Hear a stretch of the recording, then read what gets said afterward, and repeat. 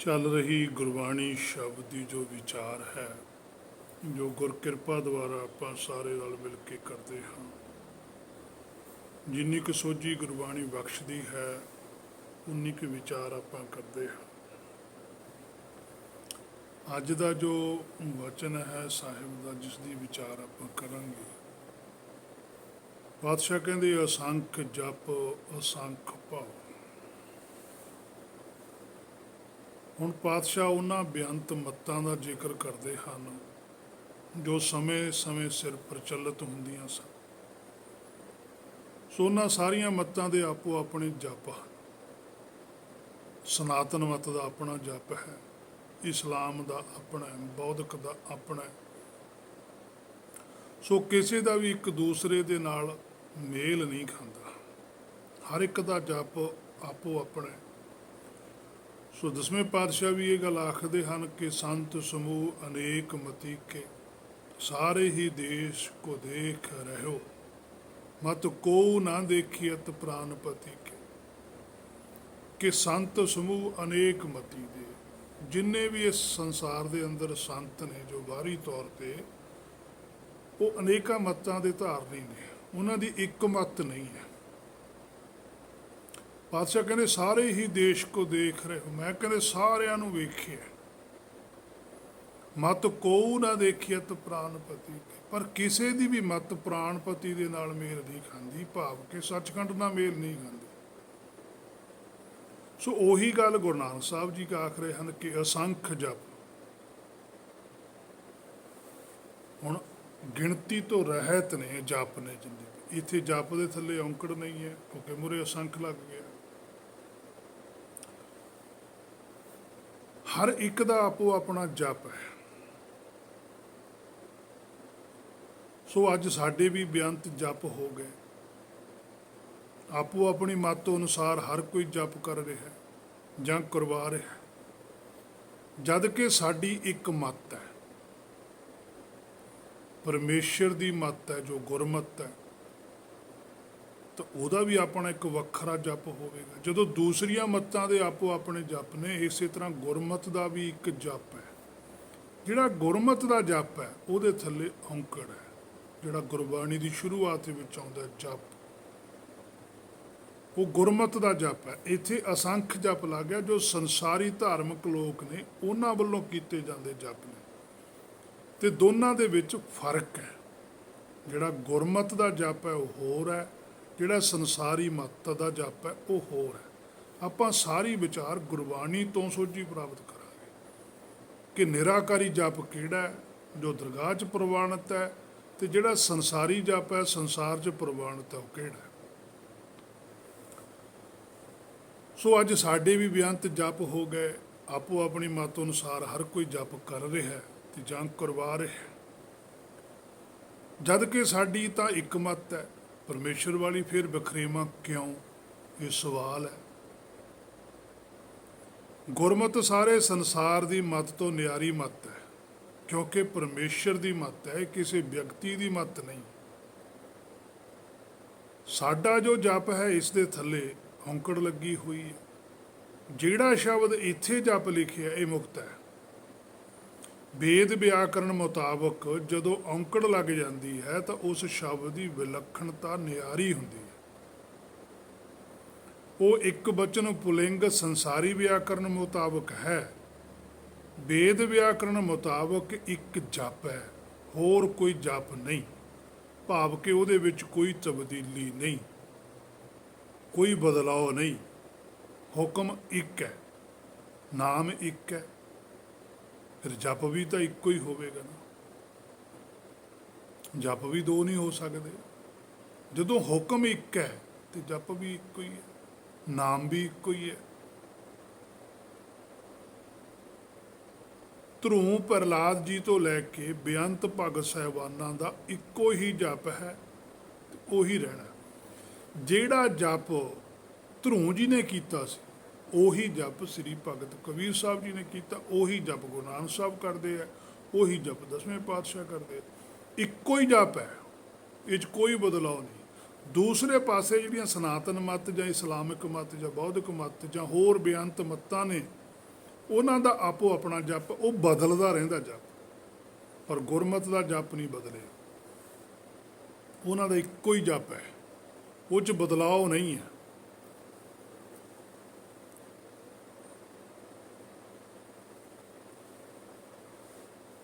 ਜਿਵੇਂ ਪਾਤਸ਼ਾਹ ਜੀ ਕਹਿੰਦੇ ਆ, ਰਾਮ ਜਪੋ ਜੀ ਐਸੇ ਐਸੇ, ਧਰੂੰ ਪ੍ਰਹਲਾਦ ਜਪਿਓ ਹਰ ਜੈਸੇ। ਦੇਖੋ ਹੁਣ ਇੱਥੇ ਸ਼ਬਦ ਰਾਮ ਜਪਿਓ ਲਿਖਿਆ ਹੈ, ਇੱਥੇ ਨਾਮ ਜਪਿਓ ਨਹੀਂ ਲਿਖਿਆ। ਇਹ ਨਹੀਂ ਲਿਖਿਆ ਨਾਮ ਜਪੋ ਜੀ ਐਸੇ ਐਸੇ, ਧਰੂੰ ਪ੍ਰਹਲਾਦ ਜਪਿਓ ਹਰ ਜੈਸੇ, ਵੀ ਜਿਸ ਤਰ੍ਹਾਂ ਧਰੂੰ ਤੇ ਪ੍ਰਹਲਾਦ ਜੀ ਨੇ ਨਾਮ ਜਪਿਓ ਉਸ ਤਰੀਕੇ ਨਾਲ ਜਪਿਓ। ਇੱਥੇ ਰਾਮ ਜਪਿਓ ਸ਼ਬਦ ਆਇਆ ਹੈ, ਇਹ ਭੇਦ ਹੈ। ਰਾਮ ਜਪਿਓ, ਰਾਮ ਜਪੋ ਜੀ, ਕਿ ਜਿਹੜਾ ਜੀ ਹੈ ਉਹਨੂੰ ਆਰਡਰ ਕੀਤਾ ਕਿ ਤੂੰ ਆਪਣੇ ਰਾਮ ਨੂੰ ਜਪ, ਭਾਵ ਕਿ ਆਪਣੇ ਮੂਲ ਨੂੰ ਸਮਝ। ਰਾਮ ਸਾਡਾ ਮੂਲ ਹੈ, ਰਾਮ ਦੀ ਅੰਸ਼ ਹੈ ਆਤਮਾ। ਆਤਮਾ ਨੇ ਆਪਣੇ ਮੂਲ ਨੂੰ ਸਮਝਣਾ, ਉਹਨੂੰ ਜਾਣਨਾ, ਉਹਨੂੰ ਪਛਾਣਨਾ। ਰਾਮ ਜਪੋ ਜੀ ਐਸੇ ਐਸੇ, ਕਹਿੰਦੇ ਐਸੇ ਤਰੀਕੇ ਨਾਲ ਰਾਮ ਨੂੰ ਸਮਝਿਓ। ਕਿਸ ਤਰੀਕੇ ਨਾਲ ਸਮਝਣਾ? ਧਰੂੰ ਪ੍ਰਹਲਾਦ ਜਪਿਓ ਹਰ ਜੈਸੇ, ਜਿਵੇਂ ਜਿਵੇਂ ਧਰੂੰ ਤੇ ਪ੍ਰਹਲਾਦ ਜੀ ਨੇ ਉਹਨਾਂ ਨੂੰ ਜਪਿਆ, ਜਿਵੇਂ ਉਹਨਾਂ ਨੇ ਆਪਣੇ ਰਾਮ ਨੂੰ ਜਾਣਿਆ, ਆਪਣੇ ਮੂਲ ਨੂੰ ਜਾਣਿਆ, ਆਪਣੇ ਆਪ ਨੂੰ ਪਛਾਣਿਆ, ਉਸ ਤਰੀਕੇ ਨਾਲ ਹੀ ਕਰਨਾ। ਜਪਿਓ ਲਗਾਤਾਰ, ਜਿਹੜੇ ਹੋਰ ਵੀ ਬਾਅਦ ਵਿੱਚ ਆਉਣਗੇ ਸਭ ਨੇ ਉਸੇ ਤਰੀਕੇ ਨਾਲ ਹੀ ਕੀਤਾ। ਉਹੀ ਤਰੀਕਾ ਕਬੀਰ ਸਾਹਿਬ ਕੋਲ ਸੀ। ਹੁਣ ਸੰਸਾਰੀ ਤੌਰ ਤੇ ਜਦੋਂ ਕਬੀਰ ਸਾਹਿਬ ਸਰੀਰ ਕਰਕੇ ਵਿਚਰਦੇ ਸੀ, ਉਸ ਵੇਲੇ ਧਰੂੰ ਤੇ ਪ੍ਰਹਲਾਦ ਨਹੀਂ ਸੀ, ਪਰ ਉਦਾਹਰਨ ਉਹਨਾਂ ਦੀ ਦੇ ਰਹੇ ਨੇ, ਕਿਉਂਕਿ ਆਪ ਜੋ ਉਸ ਗੱਲ ਨੂੰ ਜਾਣ ਲਿਆ, ਆਪ ਜੋ ਰਾਮ ਨੂੰ ਜਪ ਲਿਆ, ਜਦੋਂ ਆਪ ਉਹ ਅਵਸਥਾ ਤੇ ਚਲੇ ਗਏ ਤਾਂ ਫਿਰ ਉਹਨਾਂ ਦਾ ਹੀ ਪਤਾ ਲੱਗ ਹੀ ਗਿਆ ਕਿ ਉਹਨਾਂ ਨੇ ਵੀ ਇਸ ਤਰੀਕੇ ਨਾਲ ਹੀ ਜਪਿਆ। ਫਿਰ ਸਾਰੀ ਖੇਡ ਪਤਾ ਲੱਗ ਜਾਂਦੀ ਹੈ ਪਿੱਛੋਂ ਤੱਕ ਵੀ ਕਿਹੜੇ ਕਿਹੜੇ ਨੇ ਸਹੀ ਜਪ ਕੀਤਾ, ਕਿਹੜੇ ਕਿਹੜੇ ਨੇ ਗਲਤ ਜਪ ਕੀਤਾ। ਤਾਂ ਹੀ ਗੁਰੂ ਨਾਨਕ ਸਾਹਿਬ ਨੇ ਅਸੰਖ ਜਪ ਲਿਖਿਆ ਨਾ। ਪਤਾ ਲੱਗ ਗਿਆ ਗੁਰੂ ਨਾਨਕ ਸਾਹਿਬ ਨੂੰ ਅਸਲੀਅਤ ਦਾ, ਵੀ ਅਸਲੀ ਜਪ ਹੋਰ ਹੈ ਤੇ ਨਕਲੀ ਜਪ ਹੋਰ ਹੈ। ਅਸਲੀ ਜਪ ਇੱਕੋ ਹੀ ਰਹਿੰਦਾ, ਨਕਲੀ ਜਪ ਵੀ ਬਦਲਦਾ ਰਹਿੰਦਾ ਤੇ ਉਹਨੂੰ ਕਰਨ ਵਾਲੇ ਵੀ ਬਦਲਦੇ ਰਹਿੰਦੇ। ਸੋ ਉਹੀ ਜਪ ਸਾਰਿਆਂ ਨੇ ਜਪਿਆ ਤੇ ਸਾਰਿਆਂ ਦੀ ਮੱਤ ਵੀ ਪ੍ਰਾਣਪਤੀ ਵਾਲੀ ਹੈ। ਹੁਣ ਜੇ ਤਾਂ ਗੁਰਬਾਣੀ ਚੋਂ ਵਿਚਾਰੀਏ ਤਾਂ ਗੱਲ ਹੋਰ ਸਮਝ ਆਉਂਦੀ ਹੈ, ਤੇ ਜੇ ਬਾਹਰੋਂ ਜੋ ਅੱਜ ਪ੍ਰਚਲਿਤ ਜੋ ਸਿੱਖ ਮੱਤ ਹੈ ਤਾਂ ਗੱਲ ਹੋਰ ਹੈ।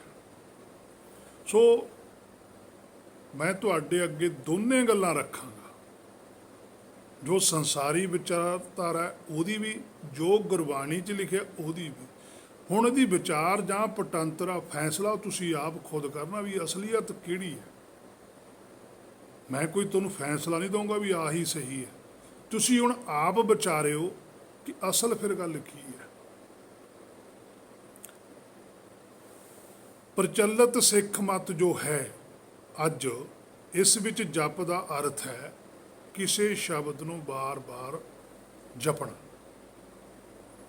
ਜਿਵੇਂ ਅਸੀਂ ਮੂਲ ਮੰਤਰ ਏਕ ਓੰਕਾਰ ਤੋਂ ਲੈ ਕੇ ਨਾਨਕ ਹੋਸੀ ਭੀ ਸੱਚ ਤੱਕ ਦੁਬਾਰਾ ਦੁਬਾਰਾ ਜਪਦੇ ਹਾਂ, ਜਾਂ ਅਸੀਂ ਵਾਹਿਗੁਰੂ ਵਾਹਿਗੁਰੂ ਵਾਹਿਗੁਰੂ ਕਰਦੇ ਹਾਂ, ਜਾਂ ਸਤਨਾਮ ਸ਼੍ਰੀ ਵਾਹਿਗੁਰੂ ਕਰਦੇ ਹਾਂ, ਜਾਂ ਗੋਬਿੰਦ ਗੋਬਿੰਦ ਕਰਦੇ ਹਾਂ। ਕੁਛ ਵੀ ਸ਼ਬਦ ਅਸੀਂ ਲੈਂਦੇ ਹਾਂ ਗੁਰਬਾਣੀ ਦਾ, ਅਸੀਂ ਕਰਦੇ ਹਾਂ ਜਿਹੜਾ ਕੰਟੀਨਿਊ ਲਗਾਤਾਰ, ਉਹਨੂੰ ਅੱਜ ਸਾਡੀ ਸਿੱਖ ਮੱਤ ਦੇ ਵਿੱਚ ਜਪ ਮੰਨਿਆ ਜਾਂਦਾ ਵੀ ਇਹ ਜਪ ਹੈ ਜਾਂ ਜਪੋ। ਜਾਂ ਕਿਸੇ ਸ਼ਬਦ ਨੂੰ ਲੈ ਕੇ ਬਾਰ-ਬਾਰ ਜਪੀ ਜਾਣਾ। ਜੇ ਉਂਝ ਕੋਈ ਕਹੇ ਵੀ ਜਪਜੀ ਸਾਹਿਬ ਜਾਂ ਹੋਰ ਗੁਰਬਾਣੀ ਜੋ ਹੈ ਉਸ ਨੂੰ ਆਖਦੇ ਹਨ, ਫਿਰ ਪਾਠ ਕਰਨਾ, ਅਖੰਡ ਪਾਠ ਕਰਨਾ, ਸਹਿਜ ਪਾਠ ਕਰਨਾ, ਉਹਨੂੰ ਇਹ ਗੱਲ ਕਹਿੰਦੇ। ਜਦੋਂ ਕੋਈ ਇਕੱਲਾ ਸ਼ਬਦ ਲੈਣਾ ਉਹਨੂੰ ਅਸੀਂ ਕਹਿੰਦੇ ਹਾਂ ਸਿੱਖ ਮੱਤ ਦੇ ਵਿੱਚ ਵੀ ਇਸ ਸ਼ਬਦ ਦਾ ਜਾਪ ਕਰੋ ਜਾਂ ਜਪ ਕਰੋ। ਤੇ ਜਦੋਂ ਉਹਨੂੰ ਲਗਾਤਾਰ ਗੁਰਬਾਣੀ ਨੂੰ ਪੜ੍ਹਨਾ, ਜਿਵੇਂ ਜਪਜੀ ਸਾਹਿਬ ਪੜ੍ਹਦੇ, ਫਿਰ ਅਸੀਂ ਕਹਿੰਦੇ ਗੁਰਬਾਣੀ ਦਾ ਪਾਠ ਕਰੋ। ਫਿਰ ਅਸੀਂ ਇਕੱਲੇ ਉਦੋਂ ਨਹੀਂ ਕਹਿੰਦੇ ਵੀ ਗੁਰਬਾਣੀ ਦਾ ਜਾਪ ਕਰੋ ਜਾਂ ਗੁਰਬਾਣੀ ਦਾ ਜਪ ਕਰੋ, ਉਦੋਂ ਅਸੀਂ ਪਾਠ ਕਹਿੰਦੇ ਹਾਂ। ਸਹਿਜ ਪਾਠ, ਅਖੰਡ ਪਾਠ,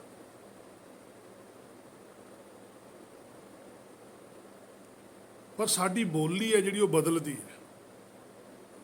ਸੋ ਆਮ ਪ੍ਰਚਲਿਤ ਵਿਚਾਰਧਾਰਾ ਦੀ ਗੱਲ ਕੀਤੀ ਹੈ। ਸੋ ਬਾਕੀ ਹੋਰ ਵੀ ਬੇਅੰਤ ਪ੍ਰਚਲਿਤ ਵਿਚਾਰਧਾਰਾ ਨੇ। ਕੋਈ ਕਹਿੰਦਾ ਇਸ ਤਰੀਕੇ ਨਾਲ ਕਰੋ। ਹਰ ਇੱਕ ਮਤ ਦੇ ਆਪੋ ਆਪਣੇ ਤਰੀਕੇ ਆ। ਗੁਰਬਾਣੀ ਉਹੀ ਹੈ, ਉਹਦੇ ਢੰਗ ਵੱਖੋ ਵੱਖਰੇ ਆ। ਹਰ ਇੱਕ ਕੋਈ ਦੱਸਦਾ, ਪਰ ਹਰ ਕੋਈ ਜਿਹੜਾ ਵੀ ਉਹਨਾਂ ਨੂੰ ਫੋਲੋ ਕਰਦਾ, ਮੰਨਦਾ, ਉਹ ਆਪਣੇ ਢੰਗ ਨਾਲ ਮੰਨ ਵੀ ਰਿਹਾ। ਸਾਰਾ ਕੁਝ ਚੱਲ ਰਿਹਾ, ਤੁਹਾਨੂੰ ਸਾਰਿਆਂ ਨੂੰ ਪਤਾ ਹੀ ਹੈ। ਸੋ ਬਾਕੀ ਹੋਰ ਵੀ ਬਹੁਤ ਕੁਝ ਹੈ ਸਿੱਖ ਮਤ ਦੇ ਅੰਦਰ। ਜਪ ਬਾਰੇ ਕਈ ਕਹਿੰਦੇ ਹਨ ਕਿ ਮੂਲ ਮੰਤਰ ਗੁਰਪ੍ਰਸਾਦ ਤੱਕ ਹੈ।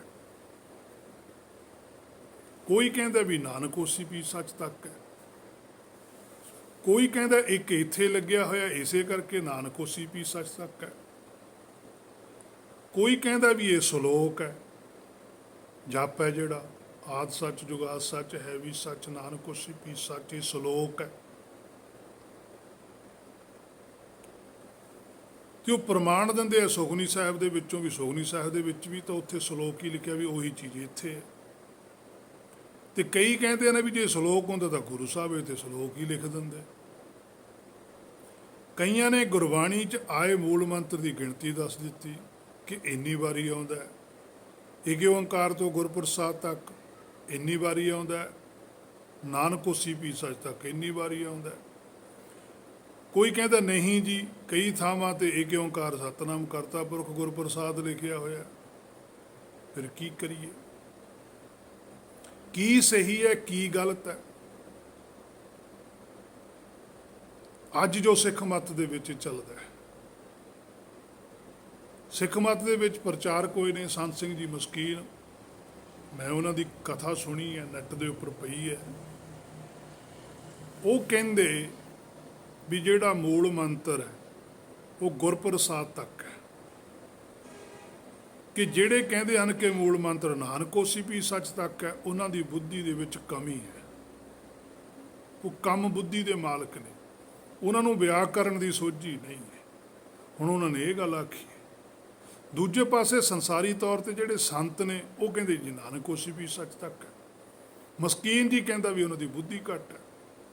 ਕੀ ਕਰੋਗੇ?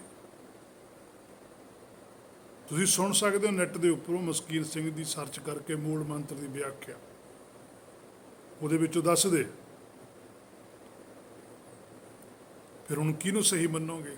ਜਿਹੜੇ ਸੰਤਾਂ ਤੇ ਭਰੋਸਾ ਕਰਦੇ ਉਹ ਕਹਿੰਦੇ ਜੀ ਨਾਨਕ ਹੋਸੀ ਵੀ ਸੱਚ ਤੱਕ ਸਹੀ ਹੈ। ਵਿਦਵਾਨ ਝੂਠ ਬੋਲਦੇ ਆ। ਜਿਹੜੇ ਵਿਦਵਾਨਾਂ ਤੇ ਕਰਦੇ ਉਹ ਕਹਿੰਦੇ ਸੰਤਾਂ ਨੇ ਇਸ ਤਰ੍ਹਾਂ ਜਾਣ ਕੇ ਖਰਾਬ ਕੀਤਾ। ਸਾਰਾ ਕੁਝ ਹੀ ਝਗੜੇ ਦਾ ਕਾਰਨ ਹੈ। ਅਸਲੀਅਤ ਤੋਂ ਸਾਰੇ ਦੂਰ ਖੜਦੇ ਜਾ ਕੇ।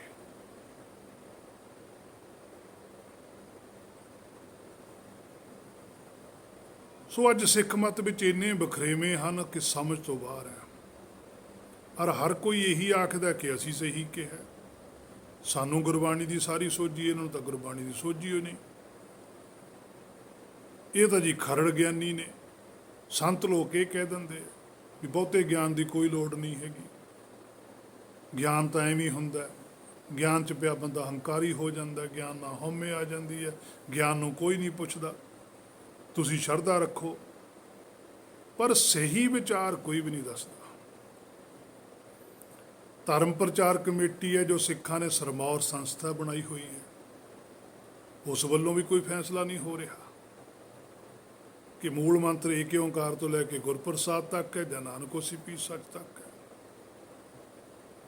ਤੇ ਜੇ ਅਸਲੀਅਤ ਵਿੱਚ ਥੋੜ੍ਹਾ ਜਿਹਾ ਕੁ ਵਿਚਾਰ ਕੇ ਦੇਖਿਆ ਜਾਵੇ ਵੀ ਆਦਿ ਸ਼੍ਰੀ ਗੁਰੂ ਗ੍ਰੰਥ ਸਾਹਿਬ ਦੀ ਜਦੋਂ ਸ਼ੁਰੂਆਤ ਹੁੰਦੀ ਹੈ ਇੱਕ ਤੋਂ, ਉਸ ਦੇ ਉੱਪਰਲੇ ਪਾਸੇ ਗੁਰੂ ਨਾਨਕ ਸਾਹਿਬ ਨੇ ਹੈਡਿੰਗ ਮੂਲ ਮੰਤਰ ਨਹੀਂ ਲਿਖਿਆ।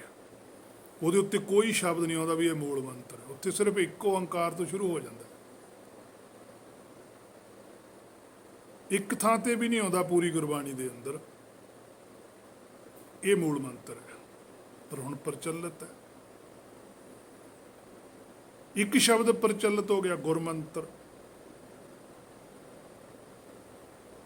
ਭਾਈ ਗੁਰਦਾਸ ਦੀਆਂ 12 ਦੇ ਵਿੱਚ ਗੁਰਮੰਤਰ ਵਾਹਿਗੁਰੂ ਸ਼ਬਦ ਨੂੰ ਲਿਖਿਆ ਮੰਨਦੇ ਕਿ ਵਾਹਿਗੁਰੂ ਗੁਰਮੰਤਰ ਹੈ ਜਪ ਹਉਮੈ ਖੋਈ। ਪਰ ਆਦਿ ਸ਼੍ਰੀ ਗੁਰੂ ਗ੍ਰੰਥ ਸਾਹਿਬ ਜੀ ਦੇ ਅੰਦਰ 16 ਵਾਰੀ ਇਹ ਸ਼ਬਦ ਆਉਂਦਾ ਹੈ।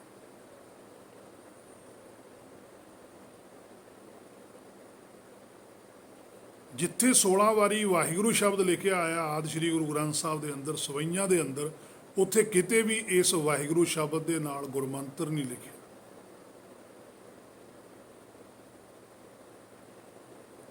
ਅਰ ਇੱਕ ਥਾਂ ਤੇ ਵਾਵੇ ਨੂੰ ਕੰਨਾ ਹਾਹਾ ਗੱਗੇ ਨੂੰ ਅੰਕੜ ਉਰਾਰੇ ਹੁੰਦੇ ਲੈਂਕੜੇ ਵਾਹਿਗੁਰੂ ਸ਼ਬਦ ਹੈ,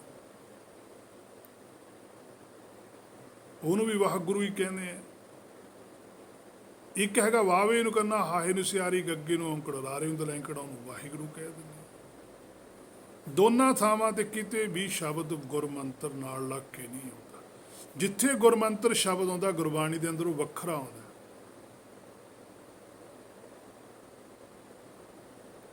ਨਾਮ ਰਹਿਓ ਸਾਧੂ ਰਹਿਓ ਰਹਿਓ ਗੁਰ ਗੋਬਿੰਦ, ਕਹੋ ਨਾਨਕ ਕਿਨ ਜਗਤ ਮੈਂ ਕਿਨ ਜਪਿਓ ਗੁਰਮੰਤ।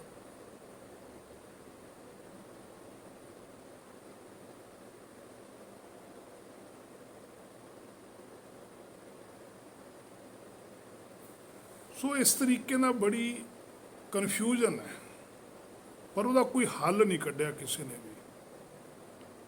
ਹਰ ਕੋਈ ਉਸੇ ਤਰੀਕੇ ਨਾਲ ਲੱਗਿਆ, ਵਿਚਾਰਧਾਰਾ ਇੱਕ ਨਹੀਂ ਹੋਈ, ਜਦ ਕਿ ਗੁਰਬਾਣੀ ਗੁਰੂ ਇੱਕ ਹੈ। ਕਿ ਜਿਹੜੇ ਪੁਰਖਾਂ ਨੇ ਗੁਰਬਾਣੀ ਲਿਖੀ ਹੈ ਉਹਨਾਂ ਦੀ ਸਾਰਿਆਂ ਦੀ ਇੱਕ ਮੱਤ ਹੈ, ਉਹਨਾਂ ਦੀ ਮੱਤ 'ਚ ਕੋਈ ਵਖਰੇਵਾ ਨਹੀਂ ਹੈ। ਪਰ ਅੱਜ ਜਿੰਨੇ ਵੀ ਗੁਰਬਾਣੀ ਨੂੰ ਮੰਨਦੇ ਆ ਉਹਨਾਂ ਦੀ ਸਾਰਿਆਂ ਦੀ ਮੱਤ ਇੱਕ ਨਹੀਂ ਹੈ। ਕਿਉਂ? ਇਹ ਬੜਾ ਵੱਡਾ ਸਵਾਲ ਹੈ ਵੀ ਕਿਉਂ ਇੱਕ ਮੱਤ ਕਿਉਂ ਨਹੀਂ ਹੁੰਦੀ? ਕਿਉਂਕਿ ਜਿੰਨਾ ਚਿਰ ਇੱਕ ਮੱਤ ਨਹੀਂ ਹੁੰਦੀ ਉਹਨਾਂ ਚਿਰ ਕੋਈ ਫੈਸਲਾ ਨਹੀਂ ਹੁੰਦਾ, ਉਹਨਾਂ ਚਿਰ ਸ਼ੰਕਾ ਰਹਿੰਦੀ। ਸ਼ੰਕਾ ਦੀ ਨਿਵਰਤੀ ਉਦੋਂ ਹੁੰਦੀ ਹੈ ਜਦੋਂ ਮੱਤ ਇੱਕ ਹੋ ਜਾਵੇ, ਸੋਚ ਇੱਕ ਹੋ ਜਾਵੇ। ਤੇ ਜਿੱਥੇ ਸੋਚ ਵੱਖਰੀ ਹੈ ਕਿਸੇ ਦੀ, ਉਹ ਮੱਤ 'ਚ ਵਖਰੇਵਾ ਆਊਗਾ ਹੀ ਆਊਗਾ। ਗੁਰੂ ਨਾਨਕ ਸਾਹਿਬ ਤੇ ਦੂਜੇ ਪਾਤਸ਼ਾਹ ਦੀ ਮੱਤ ਇੱਕ ਹੈ, ਕੋਈ ਵਖਰੇਵਾ ਨਹੀਂ। ਗੁਰੂ ਨਾਨਕ ਸਾਹਿਬ ਦੀ ਤੇ ਮਰਦਾਨਾ ਜੀ ਦੀ ਇੱਕ ਮੱਤ ਹੈ, ਕੋਈ ਵਖਰੇਵਾ ਨਹੀਂ। ਗੁਰੂ ਨਾਨਕ ਸਾਹਿਬ ਤੇ ਬਾਬਾ ਬੁੱਢਾ ਜੀ ਦੀ ਇੱਕ ਮੱਤ ਹੈ, ਕੋਈ ਵਖਰੇਵਾ ਨਹੀਂ। ਗੁਰੂ ਨਾਨਕ ਸਾਹਿਬ ਤੇ ਸ੍ਰੀ ਚੰਦ ਦੀ ਇੱਕ ਮੱਤ ਨਹੀਂ ਹੈ, ਵਖਰੇਵਾ ਹੈ।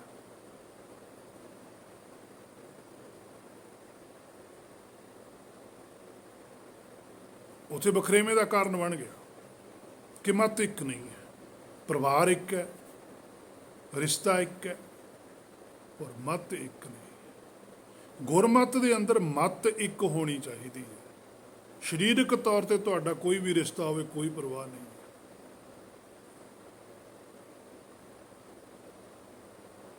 ਪਰ ਮੱਤ ਇੱਕ ਹੋਣੀ ਚਾਹੀਦੀ।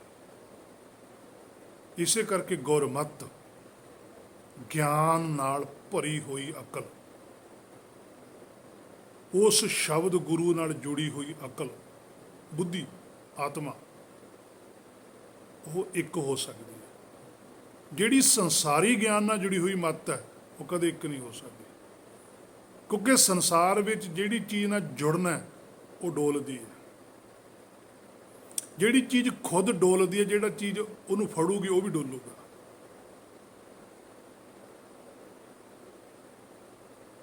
ਮਾਇਆ ਡੋਲਣੀ ਹੈ। ਜਿਹੜਾ ਜੀਵ, ਜਿਹੜੀ ਸੁਰਤ ਮਾਇਆ ਨਾਲ ਜੁੜੂਗੀ ਉਹ ਵੀ ਡੋਲਦੀ ਰਹੂਗੀ। ਜਿਹੜਾ ਹੁਕਮ ਹੈ ਉਹ ਅਟਲ ਹੈ। ਤੂੰ ਮੇਰੋ ਮੇਰ ਪਰਬਤ ਸੁਆਮੀ, ਓਟ ਗਹੀ ਮੈਂ ਤੇਰੀ, ਨਾ ਤੁਮ ਗਿਰਤੇ ਨਾ ਤੁਮ ਡੋਲੋ, ਨਾ ਹਮ ਗਿਰਤੇ ਰੱਖ ਲੀਨੀ। ਉਹ ਨਹੀਂ ਡੋਲਦਾ, ਉਹ ਅਟਲ ਹੈ। ਤੇ ਮਾਇਆ ਤਾਂ ਡੋਲਦੀ ਹੈ। ਹੇ ਮੇਰੇ ਮਨਾ, ਜਿੰਨਾ ਚਿਰ ਤੂੰ ਮਾਇਆ ਨਾਲ ਜੁੜ ਕੇ ਰਹੇਗਾ ਤੂੰ ਵੀ ਡੋਲਦਾ ਹੀ ਰਹੇਗਾ, ਦੁਵਿਧਾ 'ਚ ਹੀ ਰਹੇਗਾ ਵੀ ਕੀ ਸੱਚ ਹੈ ਕੀ ਝੂਠ ਹੈ। ਮੰਨੀ ਜਾਏਗਾ ਜ਼ਰੂਰ, ਮੰਨਦੇ ਉਹ ਵੀ ਨੇ ਵੀ ਜਿਹੜੇ ਏਕ ਓਂਕਾਰ ਤੋਂ ਲੈ ਕੇ ਗੁਰਪ੍ਰਸਾਦ ਤੱਕ ਹੈ ਵੀ ਇਹੀ ਸਹੀ ਹੈ। ਪਰ ਜਦੋਂ ਉਹਨਾਂ ਨਾਲ ਬੈਠ ਕੇ ਵਿਚਾਰਾਂ ਕੀਤੀਆਂ ਜਾਂਦੀਆਂ ਨੇ ਵੀ ਇਹਦਾ ਕੋਈ ਰਿਜ਼ਲਟ ਦਿਓ, ਰਿਜ਼ਲਟ ਕੋਈ ਨਹੀਂ ਦਿੰਦੇ।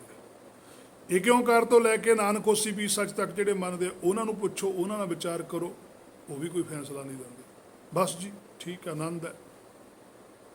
ਕੀ ਆਨੰਦ ਹੈ? ਜਿਹਨੂੰ ਆਨੰਦ ਆਇਆ ਉਹਨੇ ਗੁਰਬਾਣੀ ਲਿਖੀ। ਤੀਜੇ ਪਾਤਸ਼ਾਹ ਨੇ ਆਨੰਦ ਦੀ ਪੂਰੀ ਗੁਰਬਾਣੀ ਲਿਖਤੀ।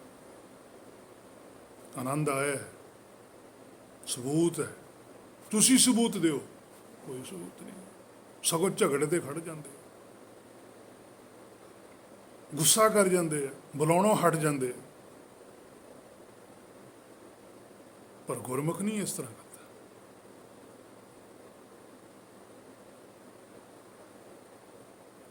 ਸੋ ਕਿਸੇ ਨੇ ਆਖਿਆ ਸਤਨਾਮ ਹੈ, ਬੀਜ ਮੰਤਰ ਹੈ। ਕਿਉਂ ਬੀਜ ਮੰਤਰ ਹੈ, ਕੋਈ ਨਹੀਂ ਦੱਸਦਾ। ਸੋ ਇਸ ਬਾਰੇ ਕਿਸੇ ਵੀ ਰਾਗੀ ਨੇ ਜਾਂ ਪ੍ਰਚਾਰਕ ਨੇ, ਜੋ ਢਾਡੀ ਨੇ, ਜੋ ਬਾਹਰੀ ਤੌਰ ਤੇ ਸੰਤ ਨੇ ਜਾਂ ਬਾਬੇ ਨੇ ਜਾਂ ਮਹਾਂਪੁਰਖ ਨੇ, ਕਿਸੇ ਨੇ ਸੰਗਤ ਨੂੰ ਅੱਜ ਤੱਕ ਨਹੀਂ ਸਮਝਾਇਆ। ਸਗੋਂ ਇਹ ਗੱਲ ਕਹਿ ਦਿੰਦੇ ਆ ਵੀ ਤੁਸੀਂ ਲੱਗੇ ਰਹੋ ਜੀ ਬਸ। ਉਹ ਜੀ ਉਹ ਗੁਰਪ੍ਰਸਾਦ ਤਾਂ ਕਹਿੰਦੇ ਆ, ਉਹਨਾਂ ਨੂੰ ਕਹੀ ਜਾਣ ਦਿਓ, ਉਹ ਤਾਂ ਨਿਰਗੁਣ ਦੀ ਉਪਾਸਨਾ ਕਰਦੇ। ਤੁਸੀਂ ਸਰਗੁਣ ਦੀ ਉਪਾਸਨਾ ਕਰੋ, ਤੁਸੀਂ ਨਾਨਕ ਕੋਸੀ ਪੀਸ ਸੱਚ ਤੱਕ ਪੜ੍ਹੋ। ਤੇ ਨਿਰਗੁਣ ਸਰਗੁਣ ਦਾ ਵੀ ਨਹੀਂ ਕਲੀਅਰ ਕਰਦੇ ਵੀ ਕੀ ਹੈ। ਤੇ ਜਿਹੜਾ ਮਾੜਾ ਮੋਟਾ ਪੁੱਛਿਆ ਜਾਂਦਾ ਜਾਂ ਕਿਤਾਬਾਂ ਚੋਂ ਪੜ੍ਹਦੇ ਆ ਤਾਂ ਉਹ ਕਹਿੰਦੇ ਵੀ ਜਿਹੜਾ ਪਰਮੇਸ਼ਰ ਆ ਉਹ ਨਿਰਗੁਣ ਹੈ ਜੀ, ਤੇ ਜਿਹੜਾ ਸੰਸਾਰ ਦੇ ਵਿੱਚ ਆ ਜਾਂਦਾ ਭਗਤ ਹੈ ਜਾਂ ਗੁਰਮੁਖ ਨੇ ਜਾਂ ਗੁਰਸਿੱਖ ਨੇ, ਉਹਨਾਂ ਨੂੰ ਸਰਗੁਣ ਕਹਿ ਦਿੰਦੇ ਵੀ ਉਹ ਸਰਗੁਣ ਸਰੂਪ ਧਾਰ ਕੇ ਆਇਆ ਪਰਮੇਸ਼ਰ ਹੀ। ਪਰ ਗੁਰਬਾਣੀ 'ਚ ਜਦੋਂ ਪੁੱਛਿਆ ਜਾਂਦਾ ਵੀ ਕੋਈ ਗੁਰਬਾਣੀ 'ਚ ਇਸ ਤਰ੍ਹਾਂ ਦੀ ਗੱਲ ਹੈ, ਫਿਰ ਚੁੱਪ। ਨਹੀਂ ਜੀ ਬਸ ਉਹਨਾਂ ਨੇ ਕਿਹਾ। ਪਰ ਜਦ ਕਿ ਗੁਰਬਾਣੀ ਤੋਂ ਪੁੱਛਿਆ ਜਾਂਦਾ ਉਹ ਕੁਝ ਹੋਰ ਦੱਸਦੀ ਹੈ, ਫਿਰ ਤਕਲੀਫ ਹੁੰਦੀ ਹੈ ਵੀ ਗੁਰਬਾਣੀ 'ਚ ਐਂ ਲਿਖਿਆ ਹੋਇਆ ਇਹ ਇਸ ਤਰ੍ਹਾਂ ਦੱਸਦੇ ਆ ਵੀ ਇੱਕਣ ਤਾਂ ਠੀਕ ਨਹੀਂ ਹੈ ਗੱਲ। ਸੋ ਵਿਚਾਰ ਤਾਂ ਬਥੇਰੀ ਹੈ, ਜਿੰਨੀ ਮਰਜ਼ੀ ਕਰੀ ਜਾਓ, ਪਰ ਆਪਾਂ ਜ਼ਰੂਰੀ ਵਿਚਾਰ ਤੇ ਜ਼ੋਰ ਦੇਣਾ। ਪਹਿਲਾਂ ਤਾਂ ਹੁਣ ਆਪਾਂ ਸੁਣੀ ਸੀ ਵੀ ਜਿਹੜੀਆਂ ਬਾਹਰ ਪ੍ਰਚਲਿਤ ਵਿਚਾਰਧਾਰਾ ਉਹਨਾਂ ਮੁਤਾਬਕ ਜਪ ਕੀ ਹੈ। ਹੁਣ ਆਪਾਂ ਗੁਰਬਾਣੀ ਤੋਂ ਪੁੱਛਦੇ ਵੀ ਤੁਸੀਂ ਦੱਸੋ ਜਪ ਕੀ ਹੈ ਅਸਲ ਵਿੱਚ। ਅਰਥ ਆਪਾਂ ਉਹੀ ਕਰਾਂਗੇ ਜਿਹੜੇ ਟੀਕਾਕਾਰਾਂ ਨੇ ਕੀਤੇ। ਮੈਂ ਆਪਣੇ ਕੋਲੋਂ ਅਰਥ ਨਹੀਂ ਕਰੂੰਗਾ। ਫਿਰ ਕਈ ਇਸ ਗੱਲ ਦਾ ਵੀ ਇਤਰਾਜ਼ ਕਰਦੇ ਆ ਵੀ ਇਹ ਤਾਂ ਆਪਣੇ ਕੋਲੋਂ ਹੀ ਅਰਥ ਕਰੀ ਜਾਂਦਾ। ਅੱਜ ਤੱਕ ਅਸੀਂ ਤਾਂ ਕਦੇ ਸੁਣੇ ਨਹੀਂ ਅਰਥ। ਪਰ ਮੈਂ ਤੁਹਾਨੂੰ ਵਾਰ-ਵਾਰ ਗੱਲ ਕਰਦਾ, ਜਿਹੜੇ ਮੇਰੇ ਨਾਲ ਵਿਚਾਰ ਕਰਦੇ ਆ ਵੀ ਭਾਈ ਤੁਸੀਂ ਗੁਰਬਾਣੀ 'ਚ ਦੇਖੋ ਕੀ ਲਿਖਿਆ। ਤੁਸੀਂ ਮੇਰੇ ਅਰਥਾਂ ਤੇ ਯਕੀਨ ਨਾ ਕਰੋ। ਮੈਂ ਨਹੀਂ ਕਹਿੰਦਾ ਮੇਰੀ ਗੱਲ ਤੇ ਯਕੀਨ ਕਰੋ, ਤੁਸੀਂ ਗੁਰਬਾਣੀ ਤੇ ਯਕੀਨ ਕਰੋ। ਤੁਹਾਡਾ ਗੁਰੂ ਗੁਰਬਾਣੀ ਹੈ, ਮੈਂ ਥੋੜ੍ਹਾ ਹਾਂ। ਤੁਹਾਨੂੰ ਮੇਰੀ ਕਿਸੇ ਗੱਲ ਤੇ ਆਬਜੈਕਸ਼ਨ ਲੱਗਦਾ, ਸ਼ੰਕਾ ਲੱਗਦੀ ਹੈ, ਤੁਸੀਂ ਮੈਨੂੰ ਜਦੋਂ ਮਰਜ਼ੀ ਪੁੱਛੋ, ਮੈਂ ਜਵਾਬ ਦਊਂਗਾ ਕਿ ਦੇਖੋ ਜੀ ਗੁਰਬਾਣੀ 'ਚ ਲਿਖਿਆ। ਸੋ ਆਪਾਂ ਗੁਰਬਾਣੀ ਤੋਂ ਪੁੱਛਦੇ ਹਾਂ ਜਪ ਬਾਰੇ। ਸਭ ਤੋਂ ਪਹਿਲਾਂ ਸ਼ਬਦ ਵਰਤੇ ਅੰਗ 331 ਦੇ ਉੱਪਰ ਸ੍ਰੀ ਭਗਤ ਕਬੀਰ ਸਾਹਿਬ ਜੀ, ਕਿਉਂਕਿ ਕਬੀਰ ਸਾਹਿਬ ਨੇ ਵੀ ਤਾਂ ਜਪ ਕੀਤਾ ਤੇ ਗੁਰੂ ਨਾਨਕ ਸਾਹਿਬ ਤੋਂ ਤਾਂ ਪਹਿਲਾਂ ਹੁੰਦੇ ਆ ਕਬੀਰ ਸਾਹਿਬ। ਉਹ 331 ਅੰਗ ਦੇ ਉੱਪਰ ਇਹ ਸ਼ਬਦ ਹੈ, ਤੁਸੀਂ ਦੇਖ ਸਕਦੇ ਹੋ। ਉੱਥੇ ਉਹਨਾਂ ਨੇ ਲਿਖਿਆ ਐਸਾ ਗਿਆਨ ਜਪੋ ਮੇਰੇ ਮੀਤਾ। ਰਹਾਉ ਦਾ ਬਚਨ ਹੈ। ਜੋ ਟੀਕਾਕਾਰ ਨੇ ਅਰਥ ਕੀਤਾ, ਫਰੀਦਕੋਟ ਵਾਲੇ ਨੇ ਜਾਂ ਪ੍ਰੋਫੈਸਰ ਸਾਹਿਬ ਸਿੰਘ ਨੇ ਜਾਂ ਹੋਰ ਸ਼੍ਰੋਮਣੀ ਕਮੇਟੀ ਵੱਲੋਂ, ਮੈਂ ਉਹੀ ਅਰਥ ਇੱਥੇ ਕਰਦਾ, ਆਪਣੇ ਕੋਲੋਂ ਨਹੀਂ। ਉਹ ਕਹਿੰਦੇ ਤਾਂ ਫਿਰ ਹੇ ਪਿਆਰੇ ਮਿੱਤਰ, ਇਸ ਗੱਲ ਨੂੰ ਗੌਰ ਨਾਲ ਵਿਚਾਰ ਤੇ ਦੱਸ। ਦੇਖੋ ਹੁਣ ਦੋਨੇ ਗੱਲਾਂ ਲਿਖਦਾ ਵੀ ਇਸ ਗੱਲ ਨੂੰ ਗੌਰ ਨਾਲ ਵਿਚਾਰ। ਐਸਾ ਗਿਆਨ ਜਪੋ ਮੇਰੇ ਮੀਤਾ, ਕਿ ਹੇ ਮੇਰੇ ਮਿੱਤਰ ਪਿਆਰਿਆ, ਇਸ ਗੱਲ ਨੂੰ ਗੌਰ ਨਾਲ ਵਿਚਾਰ। ਇਹਦਾ ਮਤਲਬ ਜਪ ਦਾ ਅਰਥ ਵਿਚਾਰ ਹੋ ਗਿਆ। ਹੁਣ ਉਹਨੇ ਇਹ ਨਹੀਂ ਅਰਥ ਲਿਖਿਆ ਕਿ ਹੇ ਮੇਰੇ ਮੀਤਾ, ਇਸ ਗੱਲ ਨੂੰ ਵਾਰ-ਵਾਰ ਹੀ ਜਪਦਾ ਰਹੇ। ਇਹ ਨਹੀਂ ਕਹਿ ਰਿਹਾ ਉਹ ਕਹਿ ਰਿਹਾ ਇਸ ਗੱਲ ਨੂੰ ਗੌਰ ਨਾਲ ਵਿਚਾਰ। ਗੌਰ ਹੁੰਦਾ ਬਹੁਤ ਬਰੀਕੀ ਦੇ ਨਾਲ। ਹੁਣ ਟੀਕਾਕਾਰ ਨੇ ਇਹ ਅਰਥ ਕੀਤਾ, ਪਰ ਅੱਗੇ ਜਾ ਕੇ ਜਦੋਂ ਹੋਰ ਥਾਂ ਤੇ ਜਪ ਦਾ ਅਰਥ ਹੁੰਦਾ, ਉਹਦੇ ਟੀਕਾਕਾਰ ਵੀ ਬਦਲ ਜਾਂਦਾ ਹੈ। ਸੋ ਰਹਾਉ ਦਾ ਬਚਨ ਹੈ। ਅੰਗ 728 ਦੇ ਉੱਪਰ ਗੁਰੂ ਨਾਨਕ ਸਾਹਿਬ ਹੀ ਕਹਿੰਦੇ, ਆਹ ਜਪ ਵੀ ਗੁਰੂ ਨਾਨਕ ਸਾਹਿਬ ਨੇ ਲਿਖਿਆ ਸ਼ਬਦ। ਸੂਹੀ ਮਹੱਲਾ ਪਹਿਲਾ, ਐਸਾ ਗਿਆਨ ਜਪੋ ਮਨ ਮੇਰੇ, ਚਾਕਰ ਹੋਵੋ ਸਾਚੇ ਕੇਰੇ। ਦੇਖੋ ਇਹ ਗੱਲ ਗੁਰੂ ਨਾਨਕ ਸਾਹਿਬ ਲਿਖਦੇ। ਉੱਪਰ ਕਬੀਰ ਸਾਹਿਬ ਨੇ ਲਿਖੀ ਹੈ ਐਸਾ ਗਿਆਨ ਜਪੋ ਮੇਰੇ ਮੀਤਾ। ਹੁਣ ਇੱਥੇ ਮੀਤਾ, ਉੱਥੇ ਮਿੱਤਰ ਹੋ ਗਿਆ, ਮਿੱਤਰ ਬਨ। ਇੱਥੇ ਉਹਨੂੰ ਗੁਰੂ ਨਾਨਕ ਸਾਹਿਬ ਲਿਖਦੇ ਐਸਾ ਗਿਆਨ ਜਪੋ ਮਨ ਮੇਰੇ। ਇਹਦਾ ਮਤਲਬ ਗੁਰੂ ਨਾਨਕ ਸਾਹਿਬ ਵੀ ਜਪਦੇ ਆ, ਤਾਂ ਹੀ ਉਹ ਆਪਣੇ ਮਨ ਨੂੰ ਕਹਿ ਰਿਹਾ ਕਿ ਹੇ ਮੇਰੇ ਮਨਾ, ਜਿਹੜਾ ਟੀਕਾਕਾਰ ਨੇ ਅਰਥ ਕੀਤਾ ਆਪਾਂ ਉਹੀ ਵਿਚਾਰਾਂਗੇ। ਹੇ ਮਨ ਪਰਮਾਤਮਾ ਨਾਲ ਅਜਿਹੀ ਡੂੰਘੀ ਸਾਂਝ ਪੱਕੀ ਕਰ। ਦੇਖੋ ਕੀ ਲਿਖਿਆ, ਕਿਉਂਕਿ ਪਰਮਾਤਮਾ ਸ਼ਬਦ ਹੈ ਜਿਹੜਾ ਉਹ ਟੀਕਾਕਾਰ ਵਰਤਦਾ, ਮੈਂ ਨਹੀਂ ਵਰਤਦਾ। ਮੇਰੀ ਜ਼ੁਬਾਨ ਤੋਂ ਤੁਹਾਨੂੰ ਕਿਤੇ ਵੀ ਪਰਮਾਤਮਾ ਸ਼ਬਦ ਨਹੀਂ ਸੁਣਨ ਨੂੰ ਮਿਲੂਗਾ। ਇੱਥੇ ਮੈਂ ਉਹ ਟੀਕਾਕਾਰ ਵਾਲਾ ਹੀ ਸ਼ਬਦ ਲਿਖਿਆ ਕਿਉਂਕਿ ਪਰਮਾਤਮਾ ਸ਼ਬਦ ਆਦਿ ਸ੍ਰੀ ਗੁਰੂ ਗ੍ਰੰਥ ਸਾਹਿਬ ਦੇ ਵਿੱਚ ਇੱਕ ਵਾਰੀ ਵੀ ਨਹੀਂ ਆਉਂਦਾ ਹੈ। ਹੋਵੋ ਚਾਕਰ ਸਾਚੇ ਕੇਰੇ ਰਹਾਓ, ਸੋ ਇਹ ਸ਼ਬਦ ਗੁਰੂ ਨਾਨਕ ਸਾਹਿਬ ਜੀ ਦਾ। ਪਹਿਲਾ ਸ਼ਬਦ ਸ੍ਰੀ ਭਗਤ ਕਬੀਰ ਸਾਹਿਬ ਜੀ ਦਾ। ਜਿਹੜਾ ਸ਼ਬਦ ਜਪ ਹੈ, ਅਸਲ ਵਿੱਚ ਜੇ ਅਸੀਂ ਇਸ ਨੂੰ ਧਿਆਨ ਨਾਲ ਮੂੰਹੋਂ ਬੋਲੀਏ ਤਾਂ ਇਹ ਵੀ ਜਪੋ ਹੀ ਬੋਲਿਆ ਜਾਂਦਾ ਹੈ। ਹਾਹੇ ਦੀ ਆਵਾਜ਼ ਆਪਣੇ ਆਪ ਹੀ ਆ ਜਾਂਦੀ ਹੈ, ਜਪ। ਜਦੋਂ ਅਸੀਂ ਕੱਲਾ ਜਪ ਕਹਿੰਦੇ ਜਪ, ਉੱਥੇ ਵੀ ਹਾ ਬੋਲਿਆ ਜਾਂਦਾ। ਇਸੇ ਕਰਕੇ ਇੱਥੇ ਜਪ ਹਾਹੇ ਨੂੰ ਔਂਕੜ ਪਏਗੀ।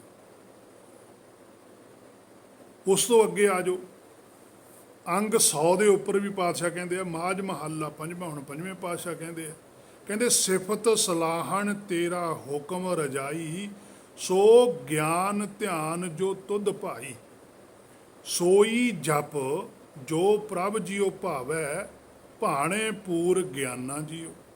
ਅਰਥ ਟੀਕਾਕਾਰਾਂ ਵਾਲੇ, ਜੋ ਕੁਝ ਪ੍ਰਭੂ ਜੀ ਨੂੰ ਭਾਉਂਦਾ ਹੈ ਉਸ ਨੂੰ ਪ੍ਰਵਾਨ ਕਰਨਾ ਹੀ ਅਸਲ ਜਪ ਹੈ। ਪਰਮਾਤਮਾ ਦੇ ਭਾਣੇ ਵਿੱਚ ਤੁਰਨਾ ਹੀ ਪੂਰਨ ਗਿਆਨ ਹੈ। ਇਹ ਮੈਂ ਟੀਕਾਕਾਰ ਵਾਲਾ ਹੀ ਅਰਥ ਕਰਦਾ। ਉਸ ਤੋਂ ਅੱਗੇ ਆ ਜਾਓ, ਅੰਗ 85 ਉੱਪਰ ਵੀ ਪਾਤਸ਼ਾਹ ਕਹਿੰਦੇ ਆ, ਜਪ ਤਪ ਸੰਜਮ ਮਨੈ ਮਾਹੇ, ਬਿਨ ਨਾਵੈ ਤ੍ਰਿਗ ਜੀਵਾਸ, ਗੁਰਮਤੀ ਨਾਉ ਪਾਈਐ ਮਨਮੁਖ ਹੋਏ ਵਿਨਾਸ਼। ਹੋਰ ਬੇਅੰਤ ਸ਼ਬਦ ਵੀ ਹਨ ਗੁਰਬਾਣੀ 'ਚ।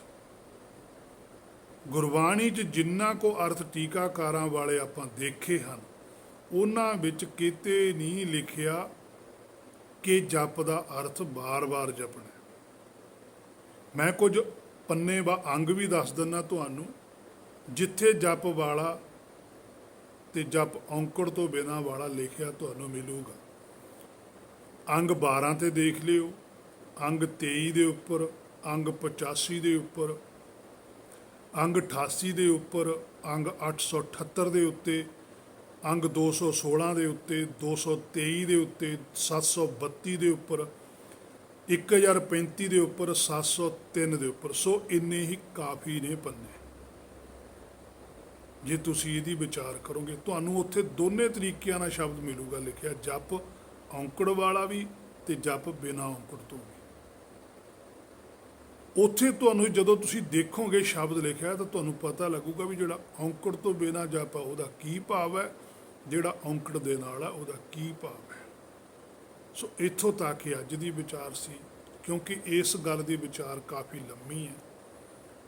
ਜੇ ਗੁਰ ਨੇ ਕਿਰਪਾ ਕੀਤੀ ਆਪਾਂ ਕੱਲ੍ਹ ਨੂੰ ਵਿਚਾਰਾਂਗੇ, ਜਿੰਨੀ ਕੁ ਸੋਝੀ ਗੁਰਬਾਣੀ ਬਖਸ਼ਦੀ ਹੈ। ਸੋ ਹੋਈਆਂ ਬੇਅੰਤ ਭੁੱਲਾਂ ਦੀ ਖਿਮਾ, ਬਲਾਓ ਫਤਿਹ। ਵਾਹਿਗੁਰੂ ਜੀ ਕਾ ਖਾਲਸਾ, ਵਾਹਿਗੁਰੂ ਜੀ ਕੀ ਫਤਿਹ।